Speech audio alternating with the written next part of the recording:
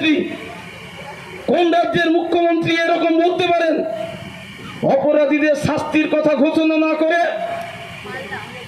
তিনি পুরস্কার দেন, অপরাধীদের ঘাট করেন। আমরা মনে করি লড়াইটা এত সোজা না।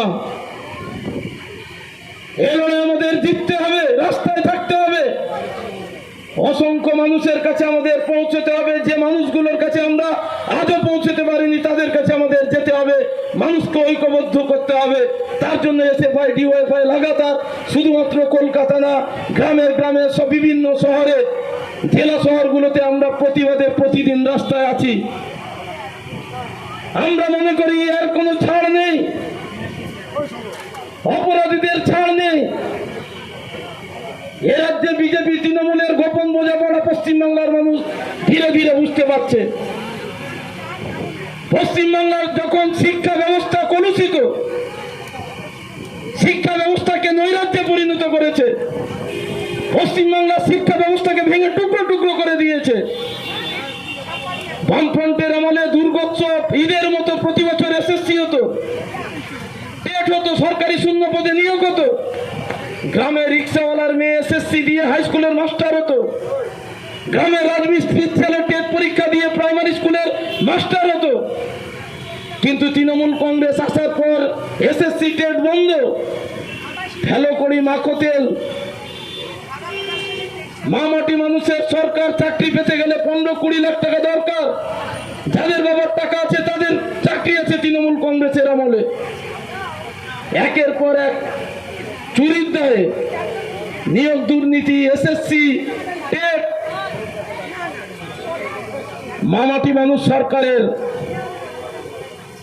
শিক্ষামন্ত্রী পার্থ চ্যাটার্জি 21শে জুলাই তার বাড়িতে ইডি রেড করলো 51 কোটি টাকা, 11 কিলো সোনা। তার সঙ্গে একটা বান্ধবী 26 বছরের। তারপর পেপারে সারা রাজ্যে বিভিন্ন জায়গায় কত ফ্ল্যাট, খামার বাড়ি, বাগান বাড়ি এখনো জেলের মধ্যে আছে। নিয়োগ দুর্নীতিতে লিপস এন্ড বাউন্স, অভিষেক ব্যানার্জির কোম্পানি, তার ডিরেক্টর সুজয় কৃষ্ণ ভদ্র, তাকে ইডি গ্রেপ্তার করলো। তারপর দীর্ঘ টালবাহানা, গলার কণ্ঠস্বর নমুনা ভাইপোর সঙ্গে, অভিষেক ব্যানার্জির সঙ্গে তার কথোপকথনের কণ্ঠস্বর নমুনা পরীক্ষার জন্য অনেক টালবাহানার পর বেরোলো যে হ্যাঁ কণ্ঠস্বর মিলে গেছে। কিন্তু ভাইপো আর অ্যারেস্ট হচ্ছে না। আরএসএস বলে দিয়েছে মমতা ব্যানার্জি অভিষেক বাদে ওই রেশনের চাল চুরি করেছে, জ্যোতিপ্রিয় মল্লিক জেলের মধ্যে আছে, অনেক নেতা মন্ত্রী চুরির দেয় জেলের মধ্যে আছে। কিন্তু মমতার ভাইপোকে ইডি সিবিআই গ্রেপ্তার করছে না।